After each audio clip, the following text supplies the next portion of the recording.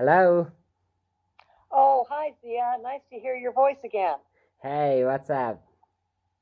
Well, it's cold outside, so I'm staying inside. Wow, awesome.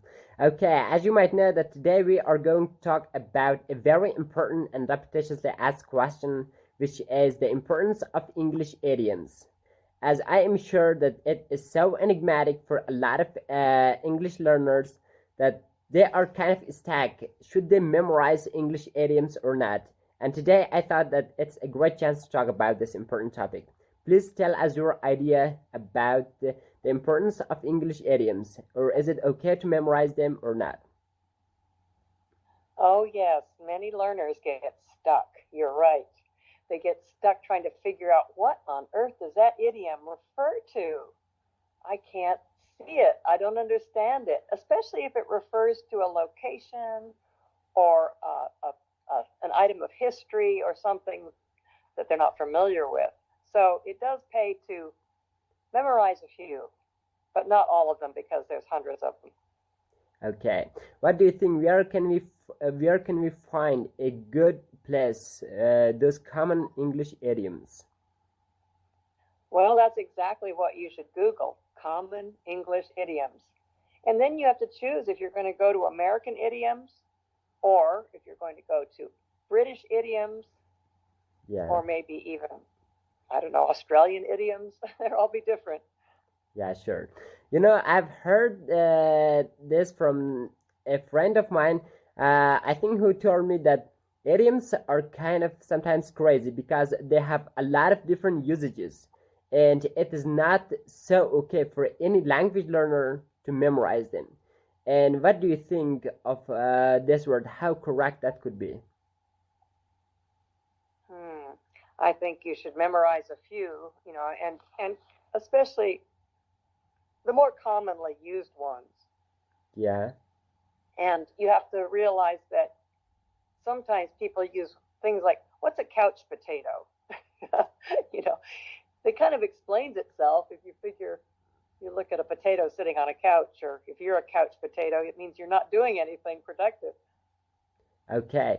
And here is a very big question about the correct usages of those idioms. For example, I really didn't know the idioms you just said. How can I really use that in correct structure?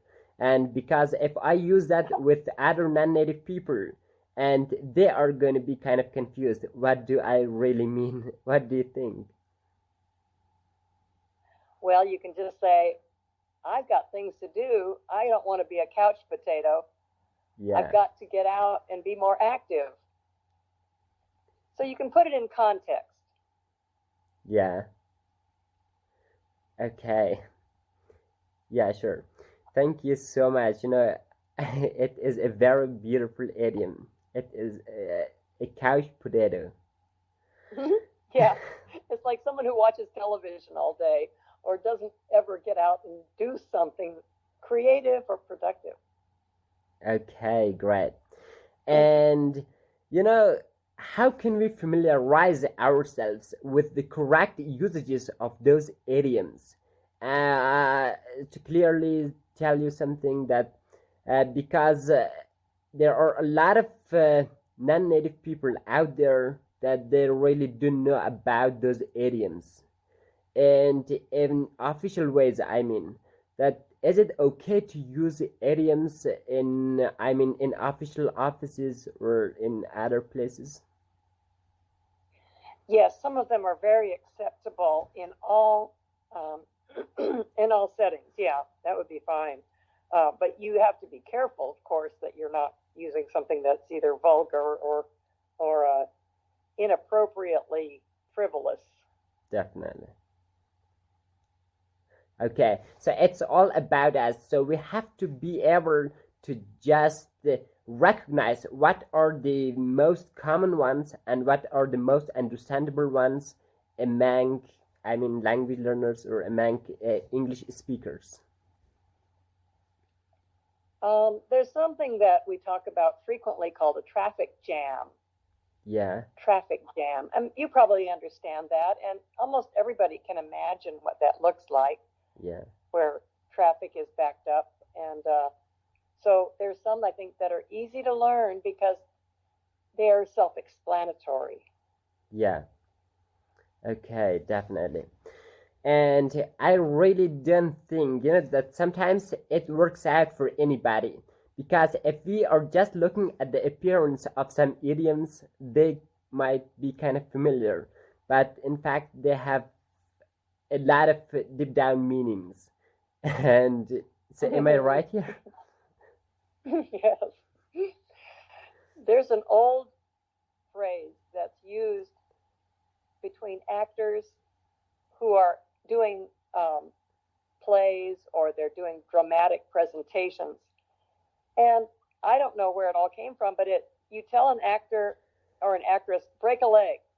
Yeah, break a leg. And it means good luck, but it doesn't make any sense. Yeah, sure. Okay, so is it okay to use this idiom in, I mean, that uh, in official meetings?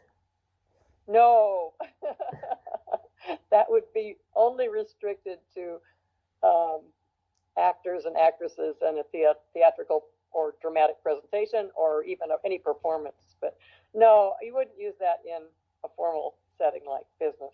Okay, thank you so much. And here is the last question, and I think it can be very necessary for any language learner to know.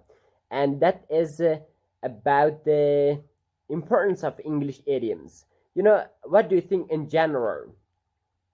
How important and necessary it is to memorize a specific number of idioms?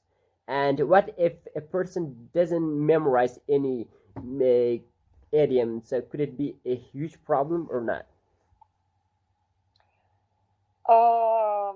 It could be a problem if you don't know what people are saying, of course, and you can ask them politely. What do you mean by that?